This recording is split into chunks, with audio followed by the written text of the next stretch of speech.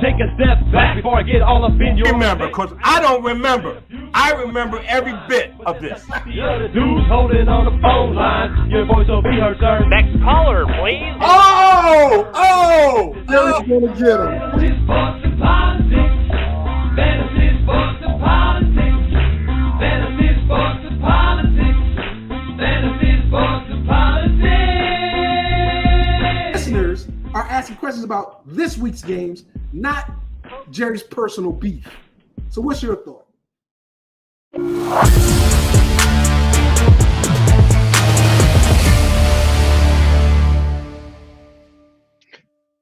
Ladies and gentlemen, boys and girls, children of all ages, it is me, Mr. FSP, doing what I do because I do for you all day, every day, and hopefully you can hear me. Hopefully. I got a good show on tap for you. I'll tell you right now, I am not I'm not wrapped up too much in what's going on in the world of sports right now due to what's going on in the world. I will be very honest and very clear. Elections have consequences. And I will tell you right now, the world of sports is a great escape until things come knocking at your door. I don't intend on bashing any service member.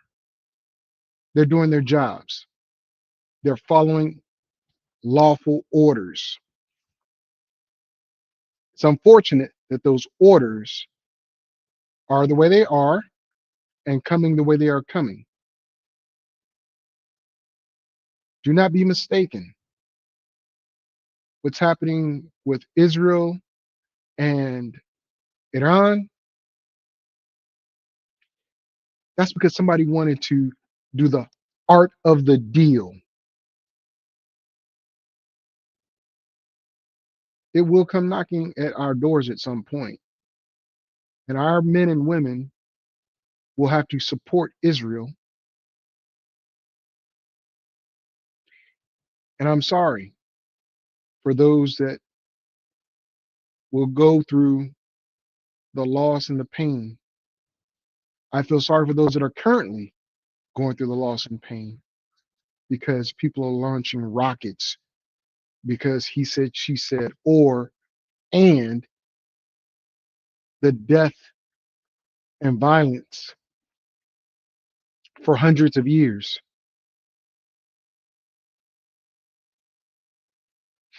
But I'm going to talk about sports, and I'm going to enjoy my conversation about sports. I'm going to promote my book. I'm going to promote my website. I'm going to promote everything because, you know, it's me, it's Mr. FSP. And what I will do, because I'm not, you know, a mean person, I'm going to bring on this guy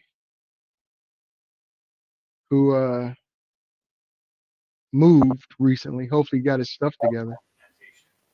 Mr. Taylor. Looking very colorful, blending in with your background. When last we talked, or not really talked, you talked, silenced me. But that's okay. I'm not going to do the same thing to you. However, I will mute you though because you keep talking when I didn't allow you to talk. See how that feels? See how that feels? No, you're talking. I didn't say you could talk yet. See how that feels though, ladies and gentlemen? If you missed the show, I'm sorry you missed it, but that's what happened. I'm not going to treat him that way because I'm not that type of arrogant person.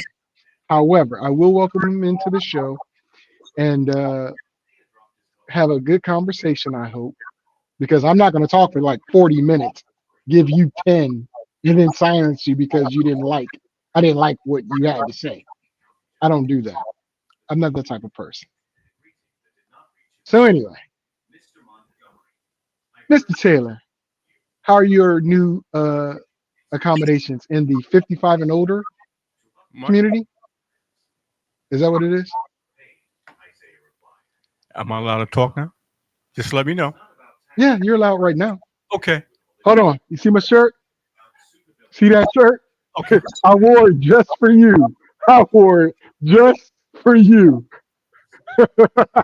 Okay. If you had listened to the rest of my show, but Oh, I didn't ask you about that. I asked you about your community. I asked you about your community you lived in. okay, You're now living in. the community I lived in is a 55 plus. I'm enjoying it. My wife and I are enjoying it, and we enjoy it.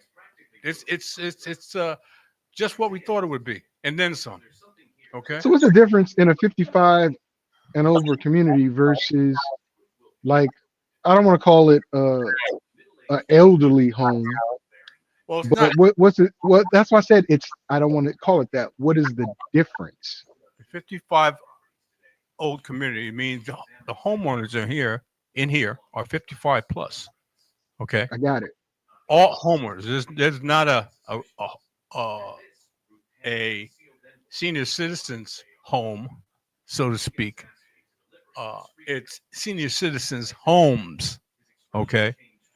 55 plus. So you have to be 55 or older to own a home there, but Yes. at what age are you allowed to have in the community? You I'm not sure about that, but I do believe is you can't have any teenagers for an extended period of time, or anybody teenager. Well, that's what I'm asking. Anybody a teenager and younger at for an extended period of time. So let's say you have like a 22-year-old, 23-year-old kid, your child. They can't move in and they can't live there, or They are limited to a certain amount of time.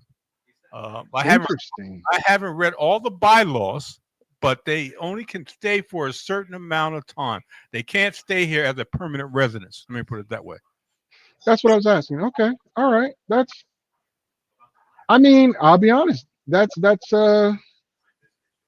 kind of cool. Kind of cool because you don't have to worry about. Well, you shouldn't have to worry about shenanigans and stuff like that. Is it gated or is it?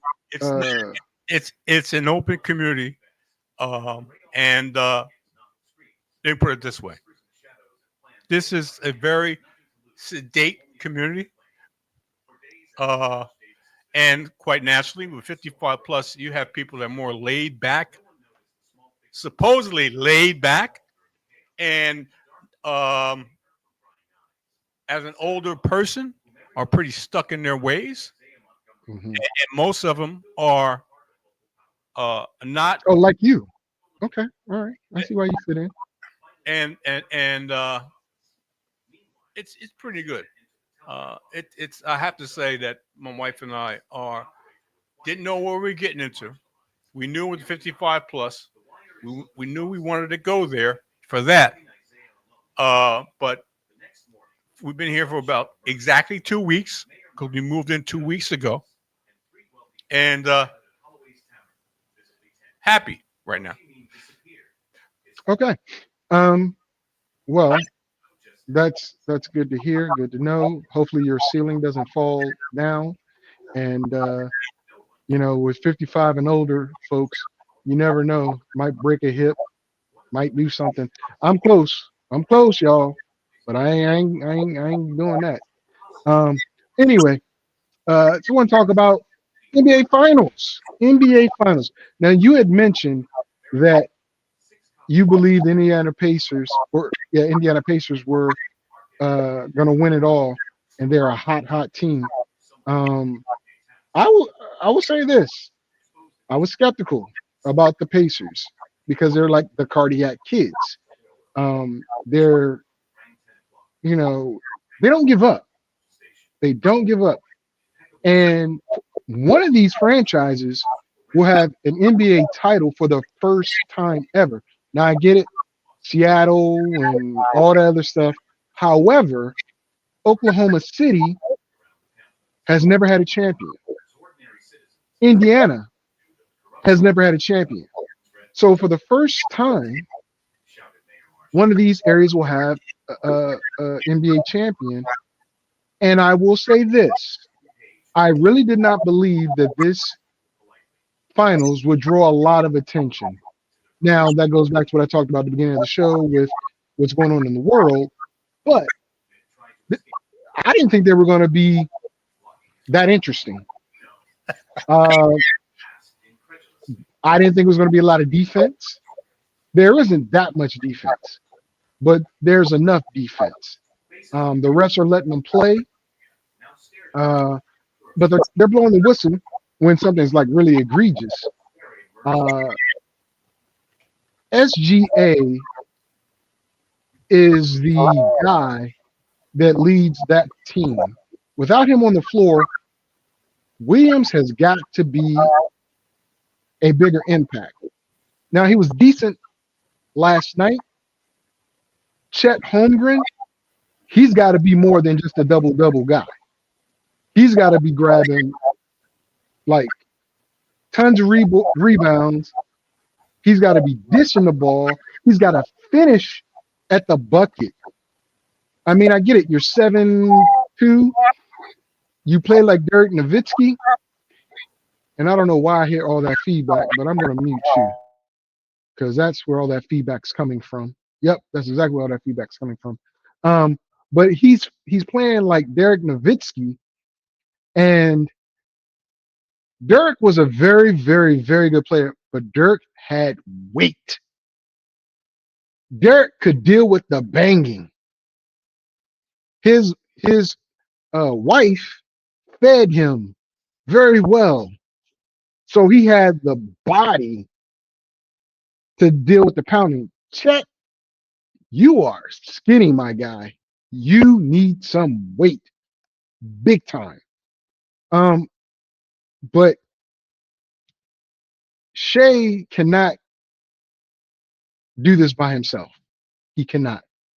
He's doing it, but he needs his super friends because the Indiana Pacers are a complete team, right? Halliburton isn't doing it all by himself. Siakam, he's doing a lot of it too. But then you got Turner contributing and you got Collins contributing. You got people on the bench contributing. I might not like the Pacers, but the Pacers are the type of team I like. I don't know if that makes sense, but I like that type of team. Rick Carlisle, very good coach. Coaches the game very, very well. But I think the more talented players are OKC and should come out with the series victory. But they're not doing it in the fashion I thought they would. Mr. Taylor, how do you feel about that? Like I had stated before. You must have had a TV on or something. Like I stated before, I believed in this team. You know I believed in this team. They're closer to what the Oklahoma City Thunder team is. They're closer than a lot of people. They believe the hype. Okay? You can believe the hype. Okay? That's fine. I said to a couple of my friends that the Indiana Pacers. Yeah, Indiana, not Indianapolis. Yeah, Indiana Pacers would win at least 2 games. And they laughed at me. I said, I don't know what you're laughing at. He said the Oklahoma City Thunder is a lot better. No, they're not. No, they're not. You saw yesterday. It was a close game until the close of seconds. It was a close game. They won by 7 points. It was a close game. And Indiana was winning that game for a greater part of that game. This is a very good team. They can play defense, they can rebound, and they can shoot the 3. They're a very athletic team, just like OKC. Okay? Just like they're almost mirror images of each other. Okay. To me, and a lot of people are saying this, I think Indiana has more talent overall. I think they have a deeper bench overall. It just comes down to breaks of the game and late in the game. That's what's going to come down to for most of these games that are going to happen. I don't see one team blowing the other team out because the talent level is almost equal. Almost equal. Any one of these teams can win the championship, in my opinion. Quite naturally, you're 2-2. How even can you get? That's what I'm talking about. That's what Okay. Well, I will tell you this. It's a lot better series than I thought. As I pledge Sigma, because I'm about to be a Sigma man. My dean of pledges, he's from Indianapolis or Indiana, and but he's in Oklahoma, so he doesn't care who wins. But he would like to see the Pacers win. I think they are more even than I originally thought. But again, I put it on the whole team versus having that one star. That's the difference I see. You've got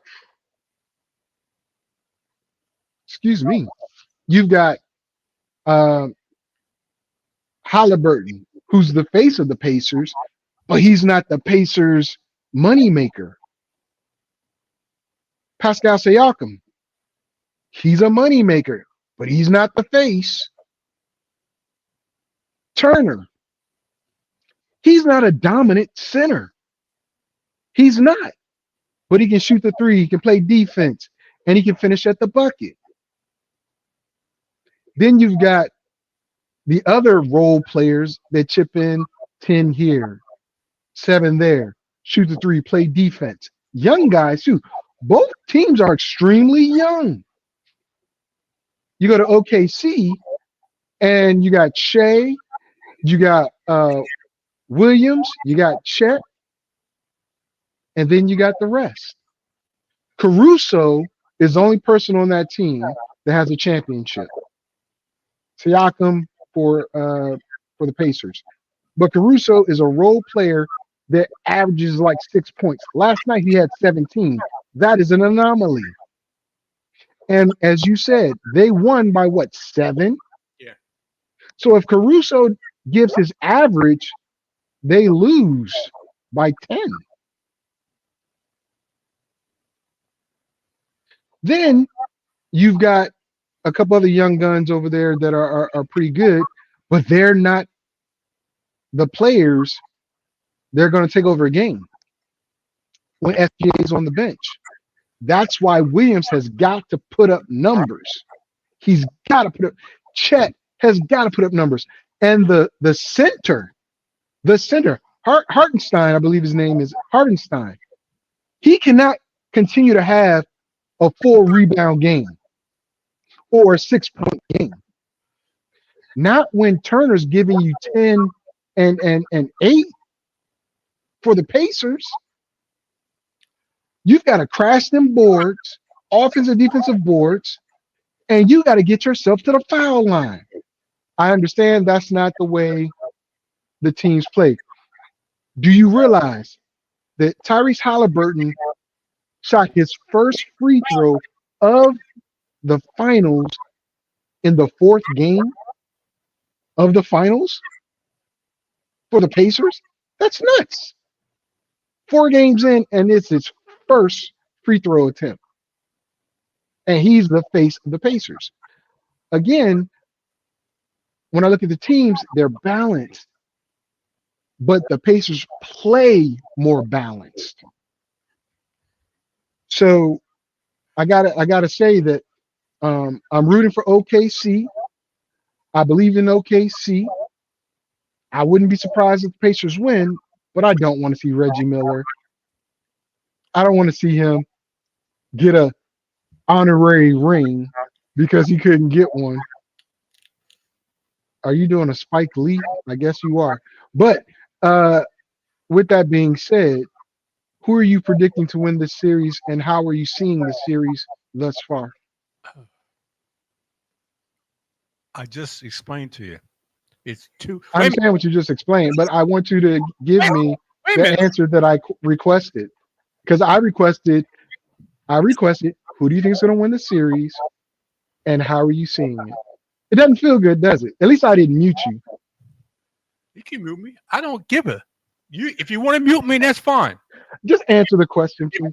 I'll expound on it. If you had listened to the rest of the show, you would. I'm not worried about listening to the rest of that show because I got muted when I was giving my explanation. No I problem. was giving my explanation and I got muted. Had I not been muted when I was giving my explanation, I would have stuck around. But I don't do you like that. But go ahead. I knew where you were going. Anyway. It doesn't matter where I was going. It's the fact that you did it. Yeah, it did. Yeah, it did, because the fact that you went down a different road. But that's okay. No. What the subject matter is, what do I think and who's going to win this series? It's 2-2. But I explained it before. These two teams are even. They're even. And it's a toss-up. I quite naturally, I like Indiana. Okay. So if you're looking for a definitive answer of who I expect to win, or who I want to win, I should say, Indianapolis, or Indiana, I should say. Okay. Okay. So should we do a gentleman's wager? Since it's an even series and they're even teams. Well, since you tell me I'm not a gentleman, okay, no problem. I don't have to bet. I never said you weren't a gentleman, but I mean, if you're going to label yourself that, that's fine. Chris says we should divorce. That's what Chris says. Chris says we should divorce. Anyway, I was going to just put a little friendly wager out there. That's all. As always, you do, and as usual, I turn it down. Not as usual, but you never pay on time. But with that being said, let's move on. Let's move on to the that man. I didn't a lousy ass shot. Come on, man. I didn't take a lousy shot. I never pay on time. What the is that? I mean, you don't. Vic is clearly the. Exactly. You take a shot. I am not. You take I a am not. expect I am not the abuser. a shot like I'm this. not the abuser. And don't Do expect. you see who's yelling?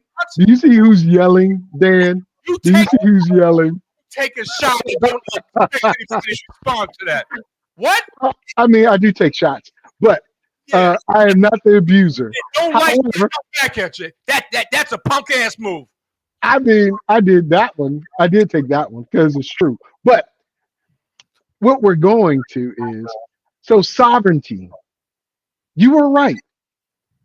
I will say, I was being passive. I was being passive aggressive. I was. I admit it. I don't like passive aggressive behavior, but I was being passive aggressive. Now, sovereignty. Let's talk about sovereignty. The conditions of that track were similar to the first race. And I said, if this Negro did not mute me, I would want to go ahead and reach out to him and ask. I had fucking enough. That's fucking shit, man. Are you cursing? Why did he act like that? I guess. I mean, hey, as I said, had he, not muted me, I would have reached out to him to talk about sovereignty. Sovereignty won the race. The conditions on the track were abysmal. Now, journalism was the favorite, as he was in all three races. And towards the end, journalism came on. I was like, yes, yes. And then I saw sovereignty. I said, this isn't going to end well. This is not going to end well.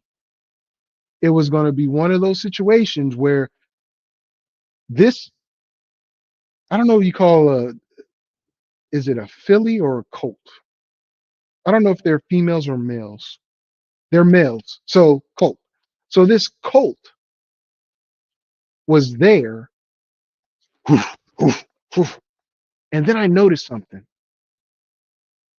I noticed the jockey, he didn't hit the horse as hard or as much as he was when he was trying to get journalism, that is, when he was trying to get up there.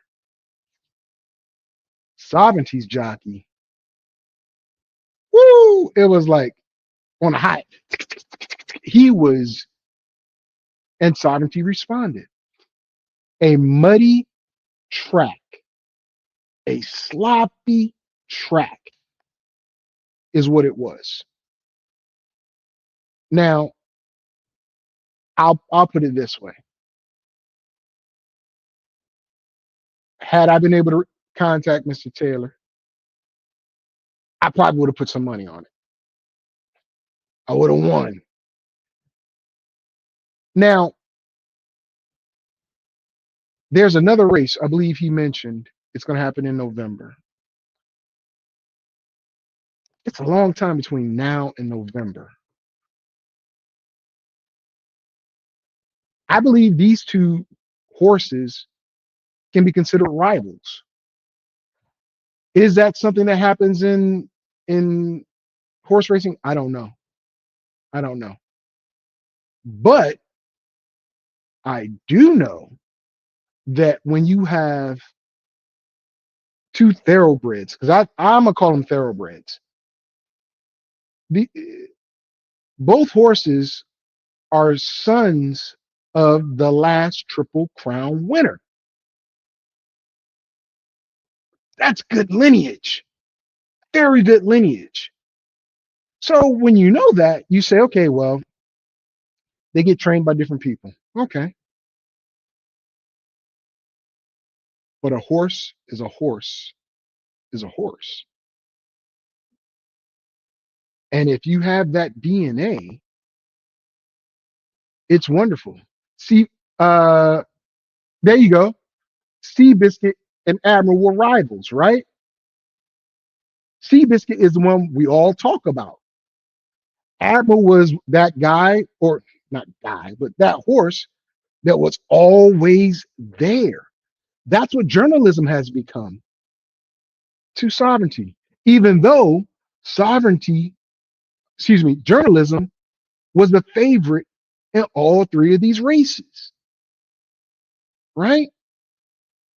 It's amazing. It's amazing how, a bloodline, so to speak, this goes into wrestling, this goes into sports, it goes in everything, can be cultivated down the line, so to speak. Greatness isn't something that you're born with. That's a saying, right? You have to work at being great, no doubt. No doubt. But you're also born with something a little extra. And that's what I mean by these two horses, Sovereignty and journalism. They were born with something that these trainers have cultivated. One does extremely better on muddy tracks, and one does better on regular tracks. Now, let's keep it real. The previous race, which happened in Maryland, Sovereignty lost by, like, I don't know if it was a nose or whatever, but it wasn't a blowout. So Sovereignty was there when journalism won. So Sovereignty might just be that guy, so to speak. But that bloodline is real. Moving on. We'll talk a little MLB. Dan, Chris, y'all are welcome to come on if you would like. As you can tell, Jerry has left the building. I didn't call him the N-word. I did call him a Negro. It is what it is. But anyway, MLB. Baseball has always been the summer sport in America. Except, and I'm going to be honest, except when the World Cup hits, then everybody forgets about baseball. They go straight to soccer. Everybody becomes patriotic, so on and so forth. But this year, the MLB seems to be more balanced. More balanced. The Yankees aren't the dominant team, even though the Yankees are playing dominant baseball and currently have the dominant AL player in Judge. The NL, so American League, National League. The National League is definitely balanced. The Dodgers are the team, but they aren't the team running away. The Mets, I got to see the Dodgers and the Mets live this year. They're okay, but they have holes. The Braves, up and down like a roller coaster. I ain't quitting till the show's over. There's some stuff that, you look at and you say, this is going to be a very good summer. My wife has literally become a baseball fan. We're headed to the Diamondbacks versus Padres this afternoon in a little bit. And I don't know if it's the seats. I don't know if it's the environment. I don't know if it's the, but she wants to go see baseball games with me now. I never knew. I did it as a date night because I got the tickets, season tickets. But now, when's the next game? When's the next game? Hold on, Kimosadi. But that tells me something. When someone that does not like sports gets into a sporting event where, like, it's not a lot of scoring. Like the last game we went to, it was a whole hell of a lot of scoring. We left early because there was so much scoring. We thought it was a done deal. They won, but crazy, right?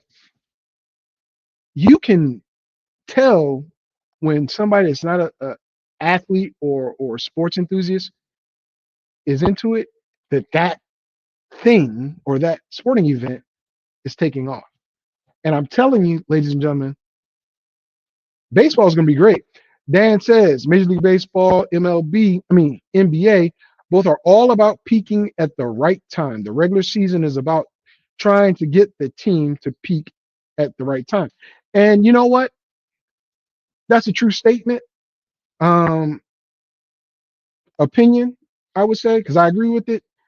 I'm not saying it's true because I agree with it, but I agree with it. Right now, some teams are peaking, and they're peaking at the wrong time. Their bats are hot right now. Yeah, just make it to the bracket. Just make it to the bracket. But the teams that normally do well, right, are the teams that stay good during the regular season. And then come August, September, they take off. And that's when you want to peak. You don't want to peak right now. You want to peak too early, right? You want to jump out there, get a decent lead, be competitive. I'm not going to say coast, but be a very, very good team until it's time to be an excellent team. And the Arizona Diamondbacks happen to be that type of team right now. They're going through their ups and downs, ups and downs. They're 2 years removed from the World Series. Remember that. 2 years removed. Now, they lost to the Texas Rangers and got manhandled, but that talent for the most part, is still here. And I see a lot of young talent in baseball. A lot of it is piquing my curiosity. Not trying to be racial.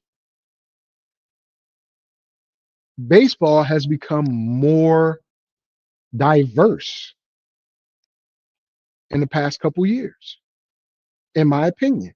And I think that has helped the sport. You're going to draw more people into it. I see more blacks. I see, surprisingly, more whites because it used to be a white dominated sport, but it's not. Of course, you see your Latinos, but I see a lot of Asian players. Now I get it. We had Ichiro, we had Matsuzaki, had all these different players, but now you got the Kevin Swans of them, the Lee, the Chong Lee out there. You got a lot of different Asian heritage folks playing, mixed with black, white, Latino. It's a true melting pot. And the different style of play, it's not much of a difference. You hit the ball, you run, you catch the ball. Pitching is what's different.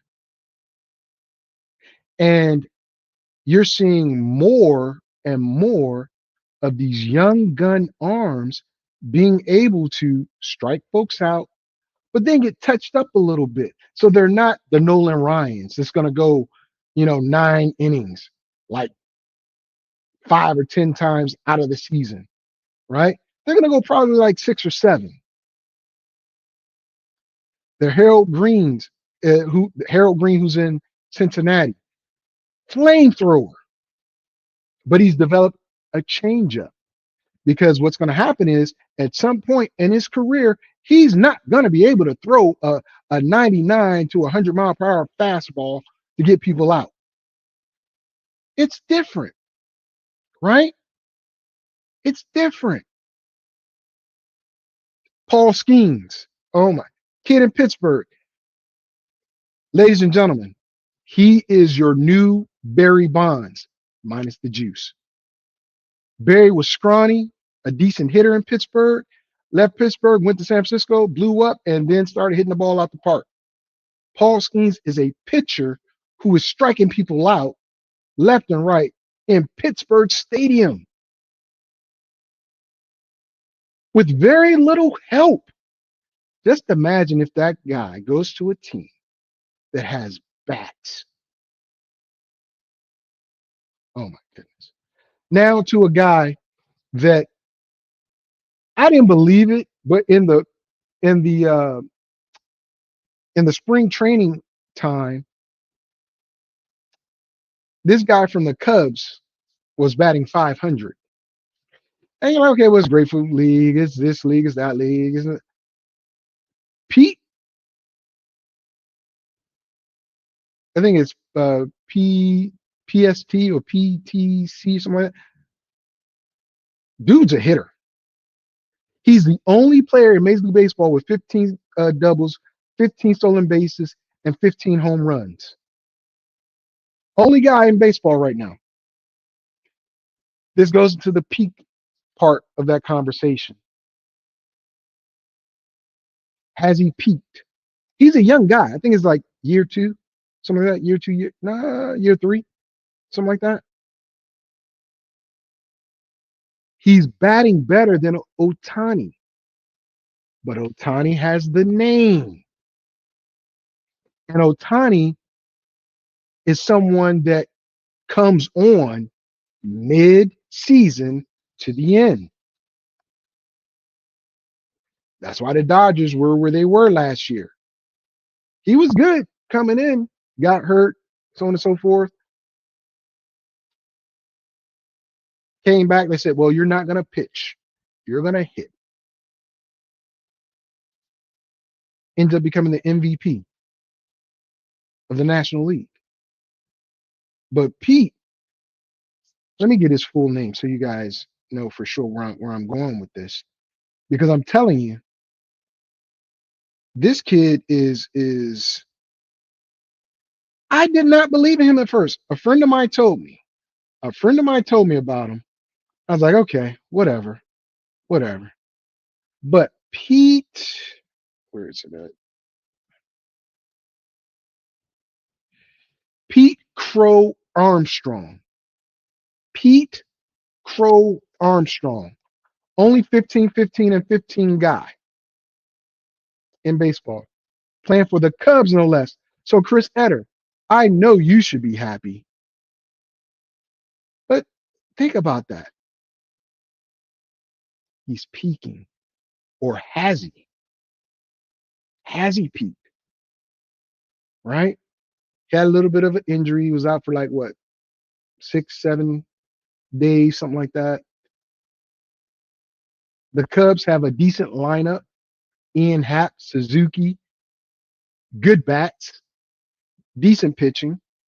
Pete stands a chance of winning NL MVP if Ohtani does not fire it up. Because again, writers are going to write. They are going to write. Right now, it's Ohtani and Pete at 1 and 2 in the voting. I know it's early. I know. But I'm interested. I'm interested. My wife's interested. Baseball is getting hot. I know I jumped over this subject matter because I wanted to have Mr. Taylor come on, but I was hoping to keep him so we could talk about this. I knew I was going to push his buttons. I knew I was, just because of what he did on his show. It is what it is. I didn't curse on his show. Obviously, he can't control his mouth in that 55 and older community. He's probably going to get kicked out. All right, anyway, so NFL news. Let's talk real quick about it. Dan, I'm probably going to upset you when I talk about it, but I'm being an agitator today, and it's fine. Send the cops. I want to talk about Sheduer. I want to talk about Terry McLaurin. I want to talk about the Cincinnati Bengals. So I'm going to go in that order because the Cincinnati Bengals is going to take up a lot more time than the other two subject matters. But feel free to chime in. Anybody, if you want to chime in, I have no problem with it. Here's what we're going to do. I'm going to post this. I wish I could. You need, Dan, come on air and say that because I need that in video form. I need that in video form so I can make a reel and put it with your other stuff. But let me start with this. Sheduer Sanders, the 5th round pick that everybody said he wasn't that good anyway. All you people can kiss his behind because all he's doing is I honestly did not think this. Hey, thank you, Arcel. Hey, guys, follow my guy, Arcel. Follow my guy, Arcel, on TikTok. Amazing young man. Amazing young man. Headed to NYU. Great artist. Fantastic musical artist. Drums. I'm going to tell you, he likes, in this order, Injustice. Oh man, I forgot. It was Injustice. Talking about Metallica. We're talking about Metallica songs here, or records. Injustice. I forgot the other one. I forgot the other one. But the Black Album was his third out of it. But it was Injustice, and I forgot the other one. And Master, yes. Master of Puppets. Master of Puppets. And then the Black Album. Listen, follow my guy. He's dope. He is dope. I'm about to invite Dan on to the show real quick, Um, matter of fact, no, I ain't gonna do it that way. The reason why I'm not gonna post it out there for everybody to jump on, because then he might not be able to click on the link and so on and so forth, blah, blah, blah, blah, blah. So I'll just do it this way. Dan is my guy, as y'all know. And I will, ride or die with Dan on the real. He's not gonna be all sensitive about everything and be sometimesy. Now, he sucks as a football coach. I kid. He's my guy. Dan is my guy. Anyway, you're welcome, Marcel. You're welcome. Back to Sheduer, and I'm waiting for Dan to jump on board. But this kid was scheduled not to be the starting quarterback. This kid was said he might not even make the team. Well, guess what, ladies and gentlemen? I know it's shorts. I get it. But he's outshone all the quarterbacks there, to include the starter. The fact that, and I believe there's some legitimacy to it. I believe there's some, there is Led Zeppelin, Ozzy with his long hair, and ZZ Top all together. Anyway, I'll bring you on in a second, Dan. There's a real legit conversation about him being a starter for the Cleveland Browns. I never would have said that, and I have not said that. I think Joe Flacco is there for a reason. I think they're going to have Joe Flacco as a starter. But if he's looked better than Joe Flacco, again, it's t-shirt and shorts. I got it. But you bypass Dylan Gabriel, who was drafted before you, and Kenny Pickett, who they traded for. I truly believe that he could have done that, and I said that. His processing is better. When you have his detractors, I'm not saying Dan is one of them, but Dan is one of them. But the actual detractors, the talking heads saying, oh, he's good. He's really good. On ESPN, NFL Network, places like that, it wasn't about his talent. But I'm going to bring in my guy, Led Zeppelin. What's going on, my guy? Not much, man. How you doing? I'm living my life. Sorry for the issues that you witnessed between me and Mr. Taylor. I had to push his buttons. He couldn't No, take I it. don't give a rat's ass about that stuff.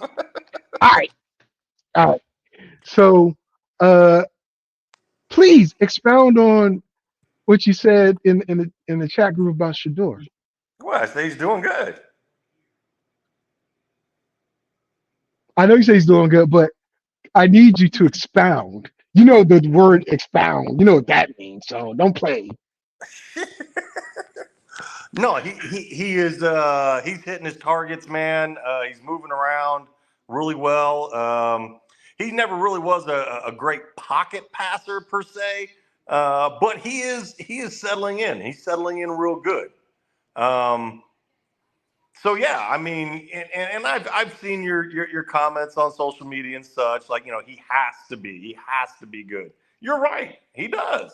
I mean, anyone that's drawn in the 5th round, if you plan on wanting to start someday or get a better contract, you better be good. You better fight. And I think it's great that he is. I'm not against Sheduer Sanders. Okay. I have always said I hope he is successful. And I do. I absolutely do. Okay. I agree. I believe you. There's just some things about him that I'm just not a big fan of. His daddy, y'all. He does not like Dion. No, again, you are assigning that to me. It's not Yes, that I I am. dislike Dion. It's not that I dislike Sheduer. It's not that I dislike anybody. It's some of the things that you do just kind of grate on me. Okay. So again, if we're talking pure football, right? Should that matter? Not just to you, but to anybody that's evaluating him as a quarterback. All right. Let me put my coach hat on now. That's what I want. Okay. I want that. Okay. As a coach, and you know this as well as any other veteran out there, that you represent more than just yourself. Mm-hmm. So if there is a perceived, whether warranted or not, if there's a perception that you got a bad attitude, or you got a lot of not necessarily off the field incidences like legal things, but things that you might be saying or doing, or how you're acting, things like that. As a coach, man, I do not want to have to deal with that. I want to deal with X's and O's, build relationships with people, because your coaching is all about relationships, but then also deal with the X's and O's. I don't want to have to deal with all that other stuff. So the report that I had last week, and I wasn't able to do the show, was that Mr. Haslam made them draft Sheduer because the head coach had that same mindset regardless of his talent. And the GM had that same mindset regardless of his talent. And to me, that goes back to what we just went through in the military, what they're going through with the military right now. Just because you don't like me, you're going to bypass me, or you're going to put your favorite or somebody that you know is going to shine your shoes. I want to use other terminology, but for me, this is where I think about it. Deion Sanders was a D-back, defensive back. He had cockiness, he had attitude. This goes back to the horses as well. In that bloodline, you had that athlete, and then you're raised around that cockiness a little bit. Sheduer is a quarterback. Was he extremely cocky? I don't think so. On the field, did he talk trash? Yes, he did. So did Brett Favre. So did Joe Montana. So does Tom Brady. Peyton Manning. All of them did. The difference is, it was a different era. And the way, sorry. no, listen what I'm saying now. The way they talk trash nowadays, you and I ain't talking trash like that. You and I ain't talking trash like that. Neither was Brett Favre. Neither was Montana. Neither was Brady. Now, we've caught a couple hot mics of Brady talking about people's mama and telling them shut the F up and all this other stuff, right? They didn't flash. They didn't have like their little symbol. And I get it. That's not what we do, right? Deion did, right? But Sheduer, whatever reports came out of him in Colorado, how he talked to people with that, Cam Ward did the same damn thing. And worse. And we got that on film. Okay. Right? So I'm going to say, if we put that aside, as a talent evaluator, I can say without a shadow of a doubt, this kid is somebody I can mold and be better than what he already is. And I think that's what they're seeing. Stefanski has to see it because now he's elevated the kid. Again, shirt and shorts. I got it. But mentally, and this is what I was saying about the difference between him and Cam Ward. Mentally, Sheduer can pick up these things because he's dealt with bad situations before. Jackson State, Colorado. Cam, okay, he had to transition from a wing T offense to a passing style offense, which he was already good at. But Washington State wasn't that bad. Neither was the private college he went to. Then he goes to Miami, where there's a lot of talent. Is he up there mentally and capable of picking up? Now, Kenny Pickett, smart kid, good arm, whatever, but there's some developmental issue there. To me, it seems like some developmental issue. I don't know if Pittsburgh screwed him up. He goes to Philly, doesn't do too bad as a backup. He wins a championship ring. Now he's in Cleveland. Dylan Gabriel, loved the kid. He was at OU. Went to Oregon with all of those weapons. He's what, 5'10"? So he's a Drew Brees. Was at UCF. Was at UCF before he went to OU, correct. And successful at every team he played on. Correct. But the more talent he got, the better he looked, right? But he also always had talent. That's my point. That is my point. I'm not saying the kid have daddy. Oh my God. Okay. The media up over everything. Just let the kid play. And he is. He is. Now. This week, oh my gosh, here we go. This week, when the reporters were trying to get Sheduer to answer questions about, Deion, what did Sheduer say? He said, you know what? I'm not here to answer anything about Pops. I'm here to answer stuff about what's going on here, how I'm getting in the book, how I'm doing this. I'm just here to play ball, y'all. Yeah, and, you know what? You're silly to trick yourself to think that he doesn't have people in his camp coaching him, getting him ready for these things. He didn't have that in college. Who did he have? Daddy. Who did he have on draft night? Daddy. Who does he not have now? Daddy. So he does now have his dad. He's left to himself and his own devices, and he's having to do these things. Like you said, he's having to be perfect because of everything that happened. He's having to be perfect. It's unfair. All right. I don't like that. But damn, is he showing up? He sure is. Well, and then who is the genius of the draft? You just got a potential starting quarterback at 5th round. I know that. Listen, I got it. But when your owner has to tell you to do it, now again, that was reported. So allegedly. But I'll put it this way. Daddy versus coach versus agent. Ain't nothing wrong with your daddy being in your ear.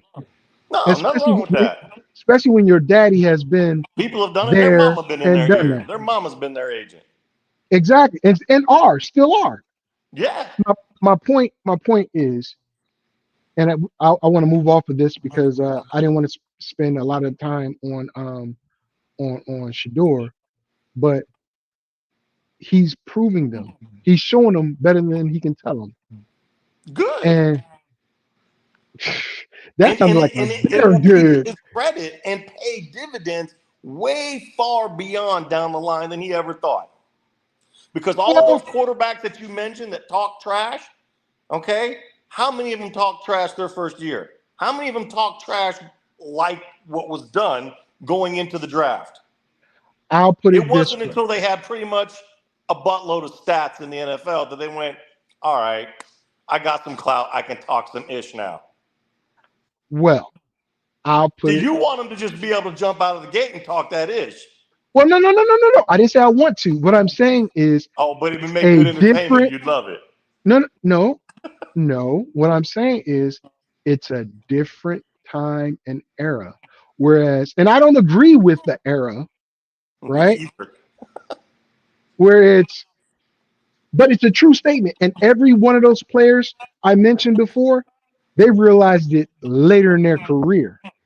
But the current players realize it now. And this is a perfect transition to Cincinnati.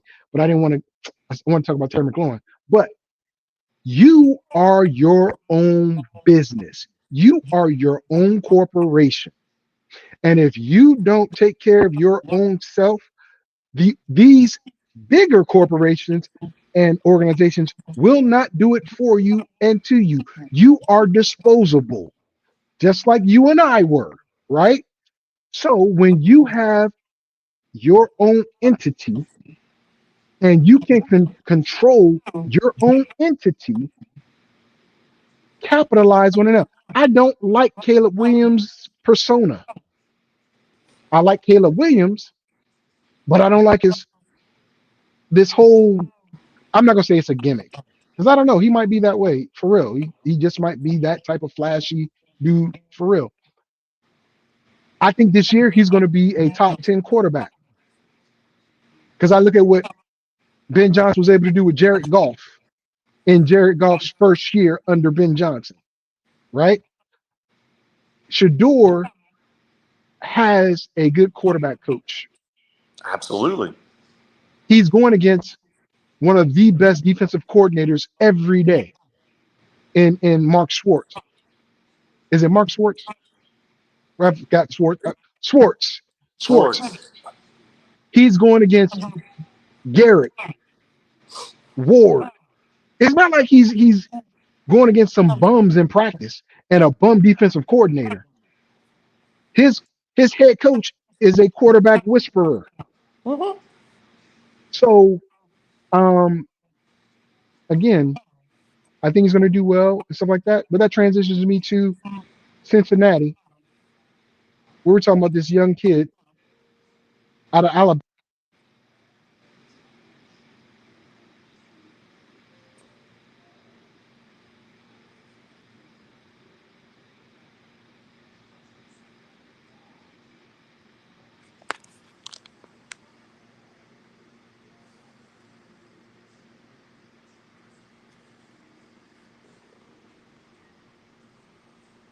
Can you hear me? Can you hear me? Can you hear me? Okay. I guess. All right. I got you. I guess my headphones went out for a second. I was talking about this kid in Cincinnati saying, pay me what I'm worth because Cincinnati is the only team in the NFL that does not ensure that players coming in, rookies, are paid if they get injured during OTA, during mini camp, during all this other stuff, right? Some of that has to do with state laws. My I guy. mean, look at the XFL. A lot of them, when they first started, couldn't practice wherever because they couldn't get insurance in the state that they were supposedly representing. So, No, Dan, that's fine, but I believe there's more than one team in Ohio. Oh, true. So, yeah, gotcha. So when when the Bengals decide this is their organization's way of doing business, we're not gonna guarantee you anything if you get hurt during a OTA, a workout, or anything like that, until you sign the contract and you got to be here, and make that part of your contract. Pretty much, we'll give you a contract, but if you get hurt while you're here, we're not guaranteeing any money. Da da da da da. But these guys, and this is the new age, it's not the Favre, it's not all those guys where, okay, I'm gonna play ball and I'm gonna be happy about that until it's time for me to get paid. Then I'm gonna cause a problem, Aaron Rodgers. But Aaron Rodgers didn't have that. But this year, Aaron Rodgers had a legit, everything's legit. Aaron Rodgers had a honorable reason for not being there. But anyway, this kid is coming out of college where Neil has made these guys millionaires. He's not a millionaire. But he understands his worth. And the business practice of Cincinnati has always been to lowball. Always. Okay. Except Joe Burrow, Jamar Chase, and now T. Higgins. So this kid saying, I'm not going to be there, people jumping on him. My question to you is, who do you think's right in this situation and why? I mean, I'm not as well read into the situation as you are. But on surface level, I kind of side with the organization. Ooh. Just hear me out now, I okay? am. Because like you said, there's more than one team in Ohio. I got it. Some organizations choose to do certain things a certain way. Some try to get away with the bare minimum, offering the bare minimum until they, I mean, it's all a business decision. It's business, okay? Just like the player trying to pay me what I'm worth. I got it. It's business, okay? But that's the team that you're dealing with. And if that's not going to work out, if you're not willing to sign a contract so that you can get your medical coverage, so that you can play for the team, then maybe you need to go find another team. That's not okay. So let me clear it up. Maybe I might be misreading this. Yeah. So Cincinnati doesn't offer any. You can get medical coverage because that's part of the CBA, right? But Cincinnati does not provide any insurance that you will be paid if you get injured during a mini camp, during any training, right? So if you come there, you pull a quad or you tear a hamstring, you're SOL. Yeah, that does seem a little jacked up. Doesn't seem right. But see, in a situation like that, I would suspect if it's so lopsided and unfair, okay, where's the league? I don't think the league can regulate their organizational business practices. Fair. I mean, so it sucks for that player. I mean, what is he to do? I mean, if he doesn't like it, doesn't want it, he's got a choice to make. I mean, life's about choices, man. And not every one of them is going to be perfect or right. Absolutely. But life's about choices. You make your choice based on the information you have at that time. Mm-hmm. Right, wrong, or indifferent. And that's why he's decided to sit out. And some of the old school players are like, nah, man, shut up. This is about the team. Get in there, do your job. But again, these are some of the same players that later on in their career are like, well, I'm worth XYZ.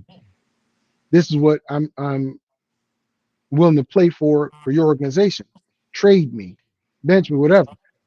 It's just the newer generation has come to that realization way before they're into their careers in the NFL. Well, I feel the way they're handling it at the NCAA level is sad for the sport, for all sports in general.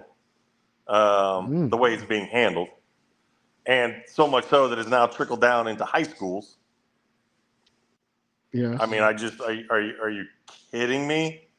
So we're already breeding that culture. It was top down driven, and now bang, it's now being driven bottom up. Yeah. And it's a product of itself because no one wanted to, put their hands on it.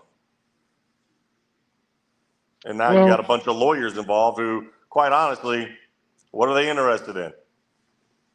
Their bank account. Yep. Exactly. So that's what everyone else gets interested in. That's the whole thing. It's just money. Okay. Well, if it's just money, then don't be upset when someone's thinking of themselves and not the team. And that's where I'm going with the other players dogging out this kid. I mean, I don't think that's right. Like I said, you got to make the best decision for you and yourself. Mm-hmm. Absolutely. And to be honest, I mean, I get what I get it. I'm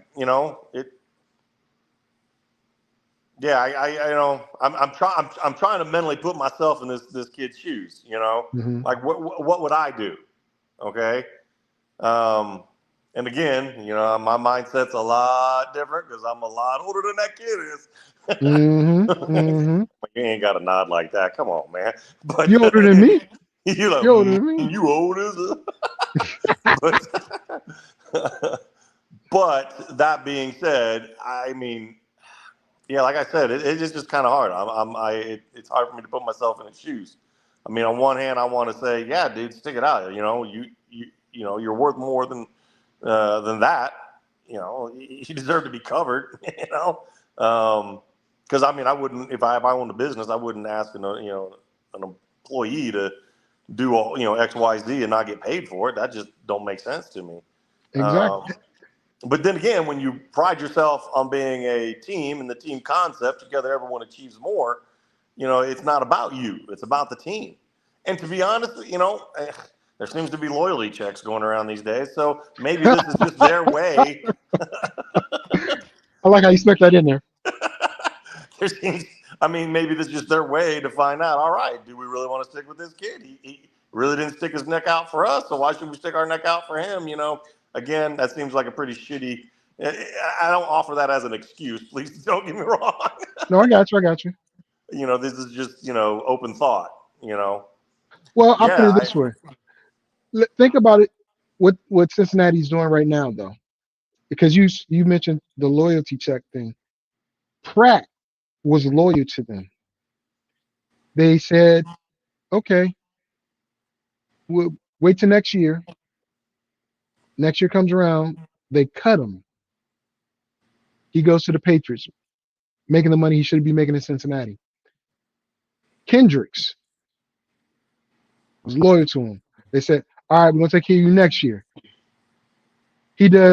All he does is just lead the league in sacks. Okay.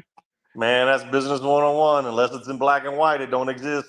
Well, that's what I'm saying, that I can take the side of the player because I'm coming into your organization.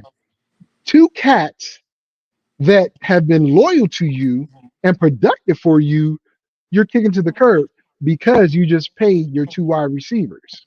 Yeah. So for me, I'm not coming here as just a football player wanting to play ball. I'm coming here as a businessman first because I am my own entity. And if something happens to my entity, my business suffers, not yours. Right? So I take the side of the player on this one. But okay, mark it down. I'm sure you're gonna clip it somewhere and put it out there. I agree with you. Okay, I amend my original, answer of siding with the team. I side with the kid. No. I think that kind of sucks. I don't think that that's a great way to operate. But I mean, they've been doing it for a while now. So I'd like to say they've been doing it a while now and they're so successful, but yet I just don't see a ring. So I can't say that they're that successful. Yeah, they've gone to the Super Bowl. And if it is a loyalty check, again, that was just me, verbal diarrhea, if you will, outward thought. But if that's a loyalty test and you're not going to show that you've been loyal to guys that have been loyal to you, that does not make for a good head office, in my opinion. It does not. It does not. All right, my brother. Last topic, unless you have something you want to talk about. I was going to say, Terry McLaurin, I'm going to plead with you. Well, you know what? I got to ask Zan the question because I know, Terry, if you're watching, probably not, but if you're watching, I believe you're worth $30 million a year. I believe you are. I believe when the team traded for Deebo Samuels, who has a 1-year deal, they should have ripped up your last year and given you an extension right then and there, just to show how much you mean to the team, the city, and the organization. You're younger than Deebo. You are more reliable than Deebo. Deebo just has a wider skill set. And you're healthier than Deebo, although I like Deebo. What are your thoughts on not just Terry's situation, but use him as an example, but a situation such as that, where you have been loyal to an organization, AFN, Department of Defense, I'm just saying, and you've been bypassed for something different, or you've been looking for that raise that you richly deserve, and you got to go through this situation. That's tough, man. That's tough.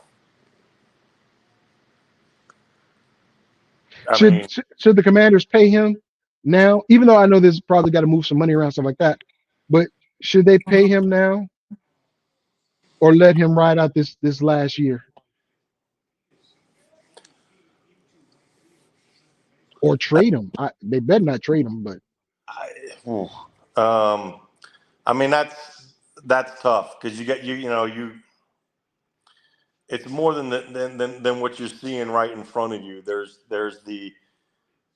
what's behind all of that leading up to that moment, and then there's the future that you just can't predict, but you try your best because that's part of what your job is for longevity of the organization. I mean, for all of that, to be honest with you, it may sound like a cop out, and I'll take the heat, whatever. But that's where, quite honestly, your agent needs to be better. Okay. I wasn't thinking on this in this area. Tell me. I get where you're going, but tell me and tell everybody listening where Well, you're I'm going. just saying it's all like I said, it's hard to predict the future. So with that, you need to have some crafty wording, some crafty negotiations in your contract somehow, some way. Like they say, oh, you're guaranteed a certain amount of money if you do X, Y, Z. I mean, who is it? The baseball player that I think is still being paid by the organization. Oh, you got Griffey. Yeah, that haven't played in years, right? Him, Bobby Bonilla.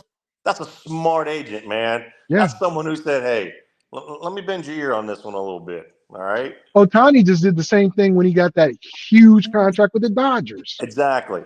Okay. So that's where I say, okay, if this is the day of, you are your own entity and you got to protect yourself and do the right thing for you and get as much as you can, because I get it. Football is not forever, 6 months post back surgery. But I would say that's where your agent needs to come in. And if you're currently in that situation, man, I would be having a deep heart-to-heart with my agent going, why wasn't this forecasted? Why wasn't this predicted? Why didn't we secure a better agreement? Where did we fall down? Where did we fall down? So I can identify that first, patch those holes up. Now I can go to the organization and go, hey, look, XYZ, I patched it up. We need a better deal. You need to pay my boy or whatever. But that's that kind of stuff. The way football's going these days, that's agent work.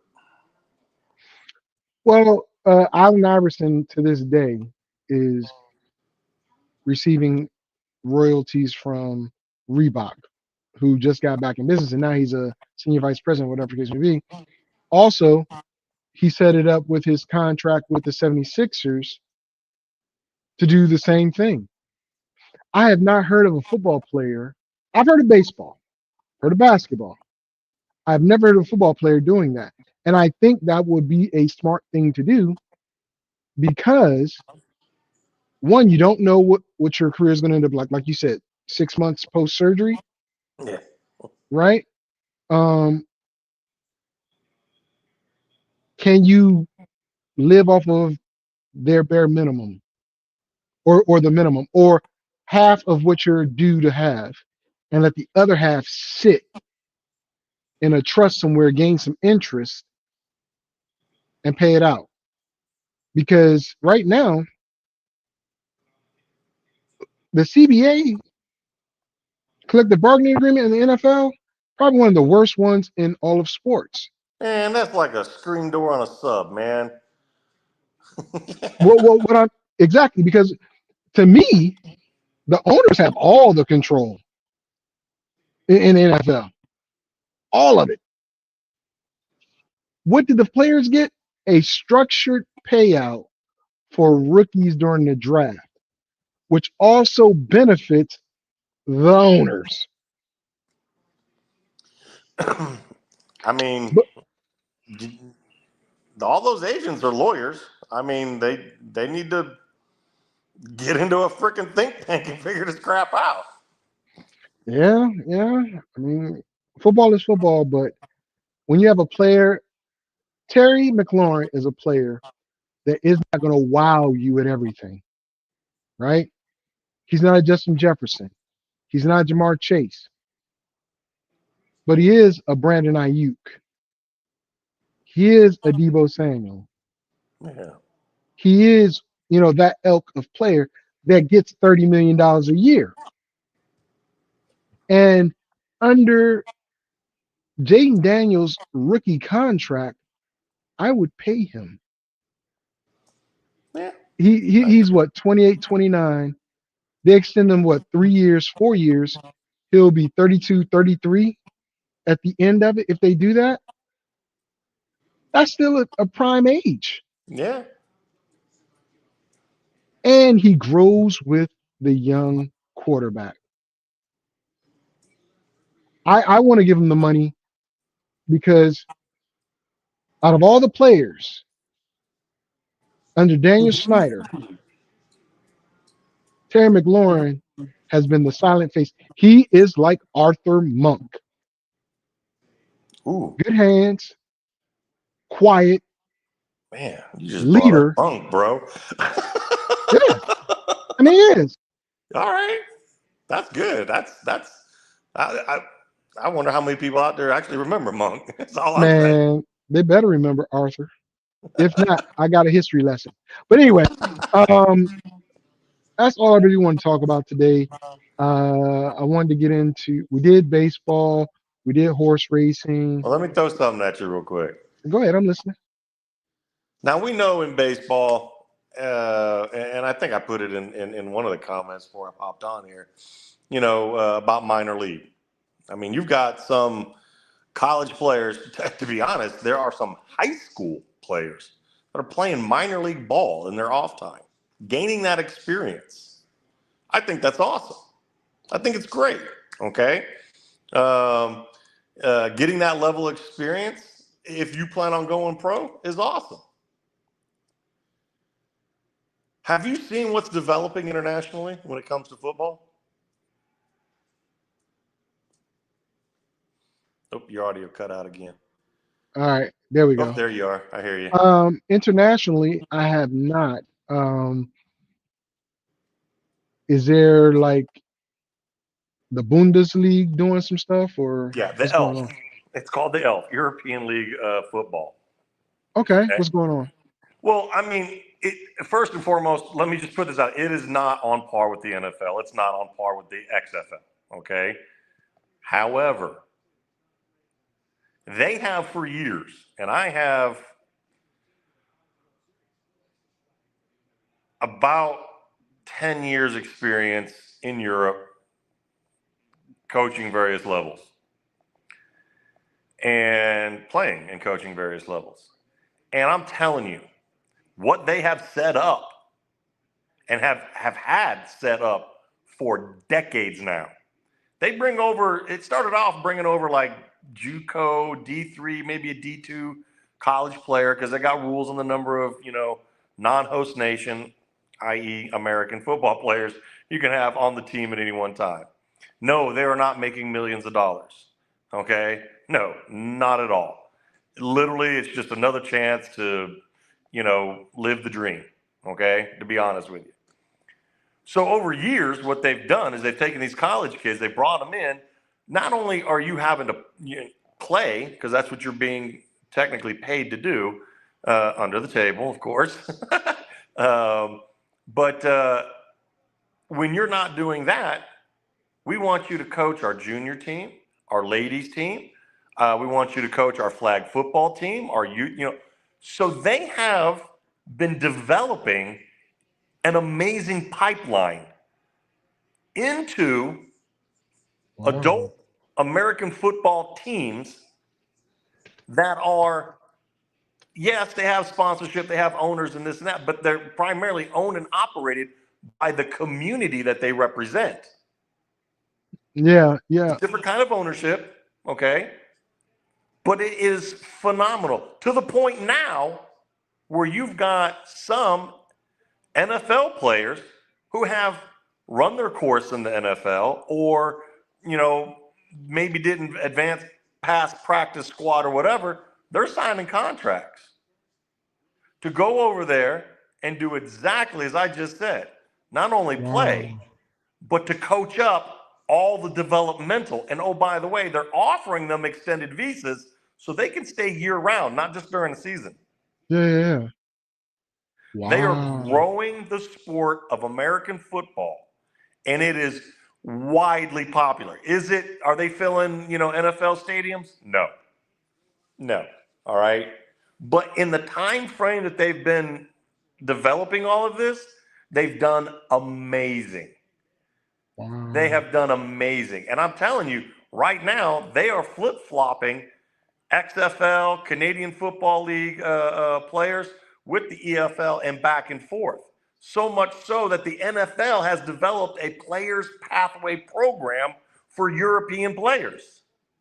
Yes. Yeah. You have colleges, thanks to the internet and to the software Huddle, okay?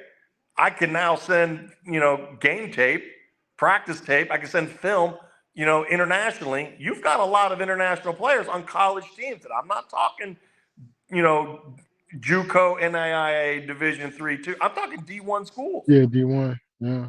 I'm talking you've got some kids on Alabama right now that played in Germany, played youth in Germany, and are now at a collegiate level.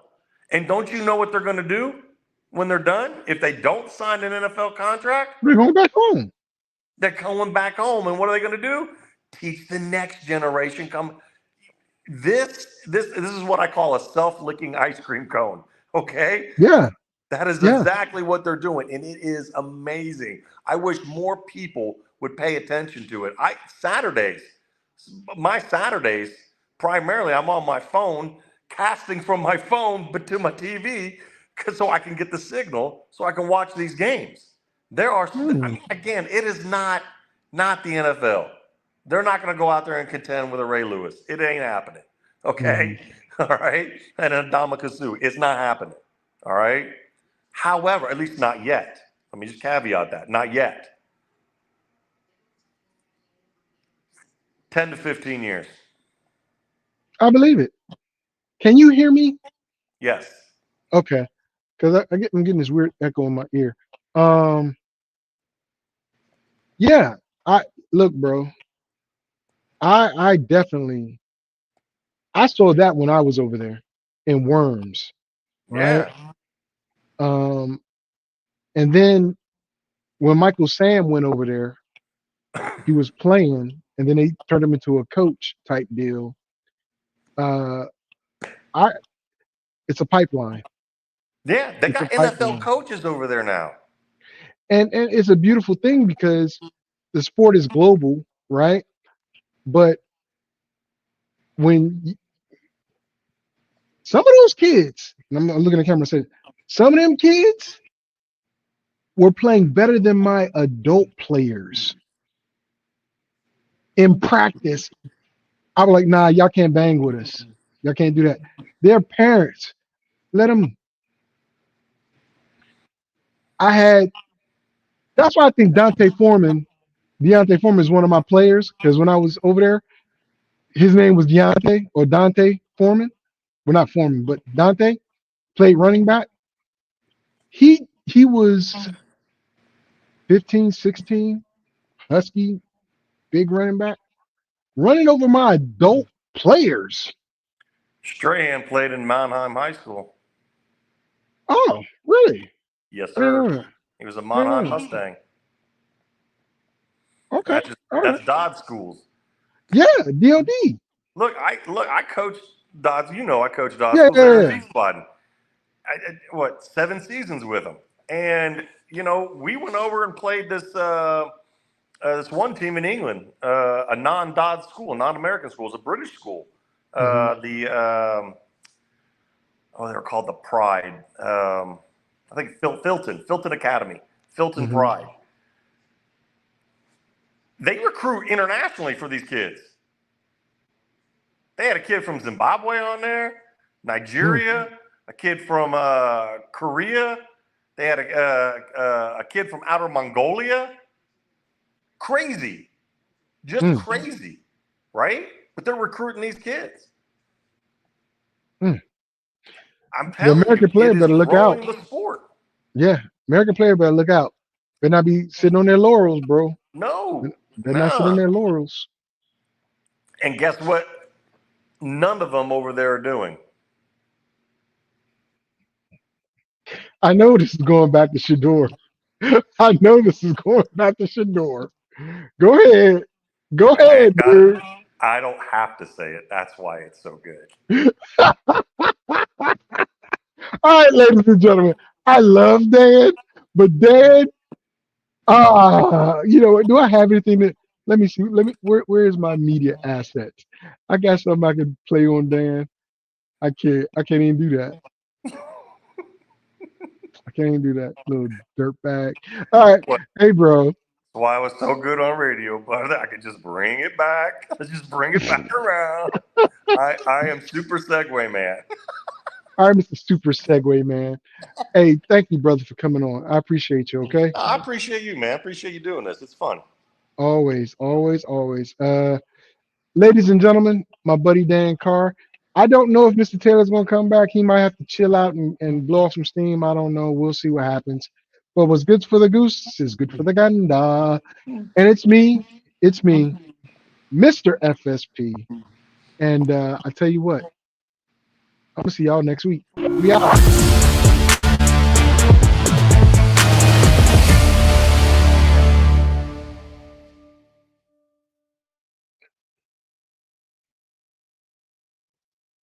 Fantasy, sports, and politics. Get ready to rumble!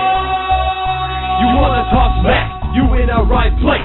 So take a step back before I get all up in your Remember, because I don't remember. I remember every bit of this. You're the dudes holding on the phone line. Your voice will be heard, sir. Next caller, please.